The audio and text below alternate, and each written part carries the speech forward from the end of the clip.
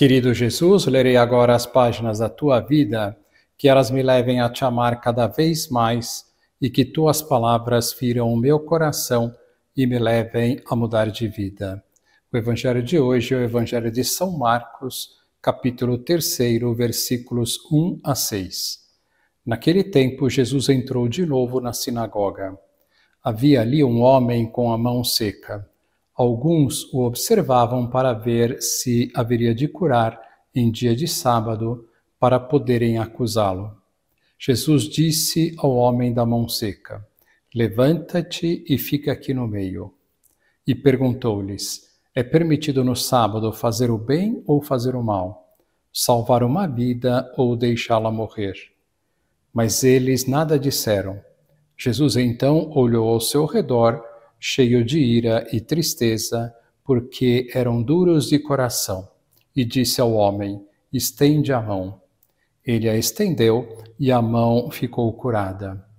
Ao saírem os fariseus com os partidários de Herodes, imediatamente tramaram contra Jesus a maneira como haveriam de matá-lo.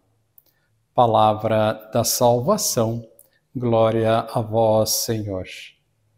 Vamos olhar para Jesus no Evangelho de hoje, Jesus compadecendo-se do sofrimento de um homem que tinha a mão seca, sem movimento, cura-o restituindo os movimentos desta mão, enfrentando o rigorismo dos fariseus que estabeleciam que até isto não poderia ser feito em dia de sábado. Quando é para fazer o bem, principalmente espiritual, Jesus não mede esforços.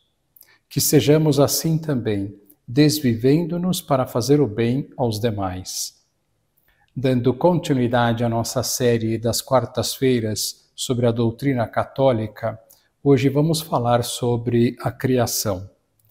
O último tema falado foi sobre a Santíssima Trindade.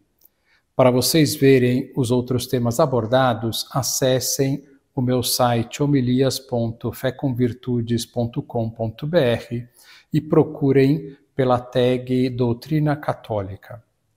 A primeira coisa que podemos perguntar sobre a criação é se Deus tem necessidade de criar.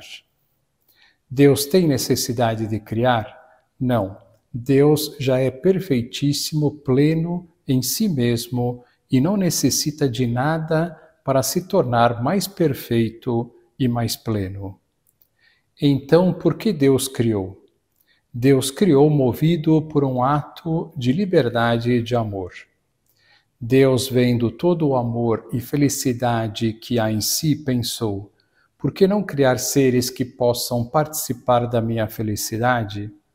E assim pensou em primeiro lugar nos homens e nos anjos, pois os dotou de capacidade de conhecê-lo e amá-lo. Ao criar os homens e os anjos, por que não os colocou diretamente no seu reino?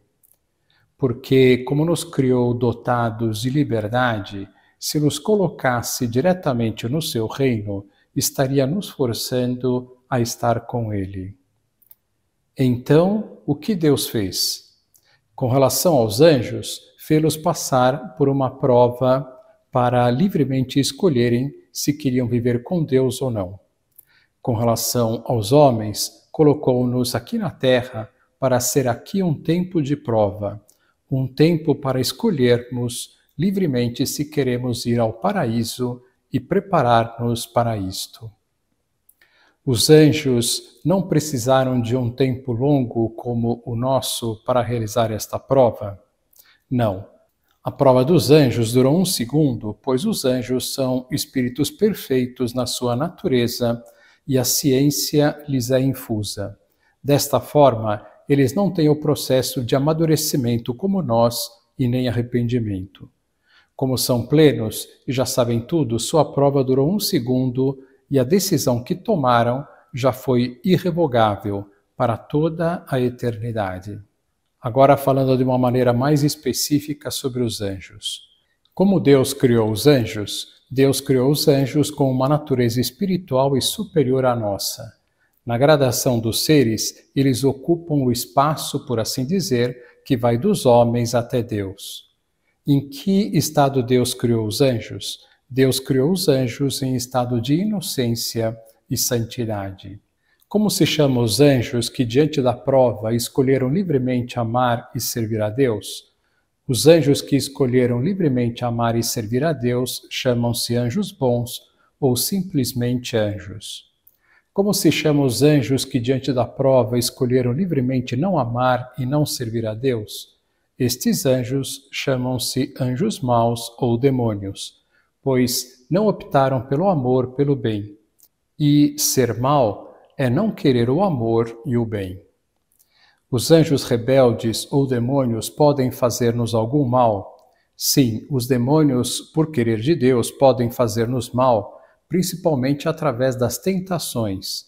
Porém, por querer de Deus, elas nunca serão maiores do que as nossas forças. Como podemos vencer as tentações do demônio? Podemos vencer as tentações do demônio com a oração, a vigilância e o uso frequente dos sacramentos.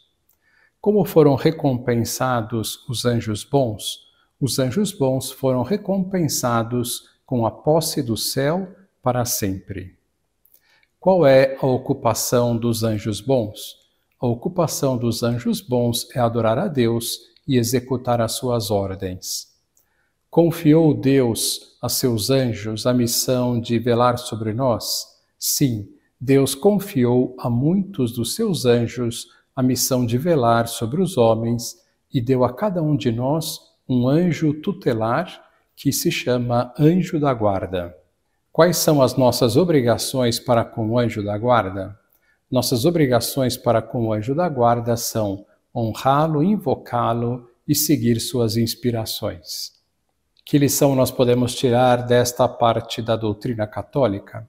Que estas considerações sobre a criação dos homens e dos anjos nos levem a agradecer a Deus por ter nos dado este dom tão maravilhoso, que é o dom da vida e a possibilidade de um dia vivermos eternamente com Ele no seu reino. Agora vos dou a bênção para este dia, a bênção de Deus Todo-Poderoso, Pai, Filho e Espírito Santo, esteja sempre convosco e permaneça para sempre. Amém.